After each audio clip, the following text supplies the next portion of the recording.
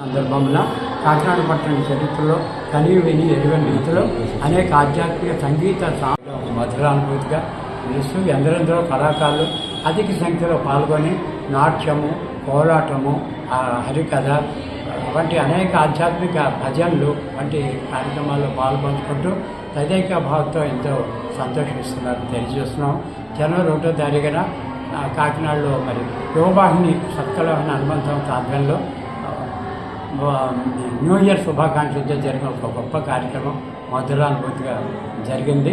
ఇందులో సంగీత మేళకత్త రాగాలతో ఒక మేళవింపుతో సాంస్కృతిక కార్యక్రమం 10 నిమిషాల పాటు నిర్వహించి హర్షధ్వానాలను అందుకోవడం జరిగింది. మరి ఈరోజు జనవరి 2వ తారీఖు కార్యక్రమాల్లో అయోధ్య నగర్ సాయి భజన మంది వాళ్ళు టీవీ మణి గారి నిర్వహణలోనూ, శేషకుమారి గారి నిర్వహణలోనూ భజన కోలాట కార్యక్రమాల్ని నిర్వహిస్తున్నారు.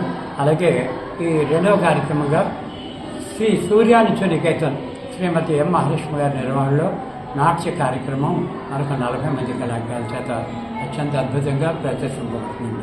అలాగే రేపటి కార్యక్రమంలో 3వ తారీఖున ప్రముఖ వేణుగాన విద్వాంసులు శ్రీ బివి శర్మ గారు ఫ్లూట్ వారి యొక్క నిర్వహణలో, B V Sharma and classical music వారి నిర్వహణలో సంగీత కార్యక్రమం చేయడం జరుగుతుంది.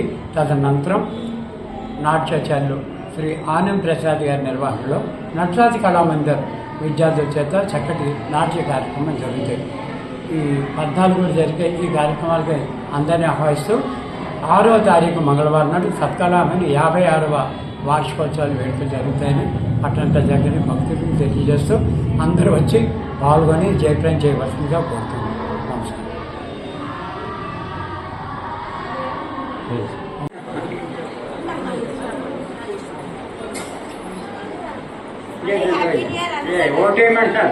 అమ్మాయి నివసిస్తున్నారు. మరి ప్రతిరోజు కూడా ప్రత్యేకంగా కార్యక్రమాలకు వస్తూ సంస్థకి ఎనలేని ప్రోత్సాహ సహకారాలు అందిస్తున్న నాగమణి గారు వాడు ఇవాళ కార్యక్రమం.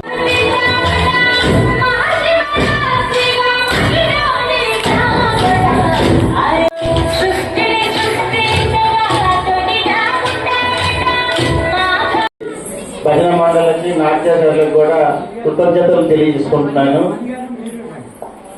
మరి ముఖ్యంగా ఏంటంటే మన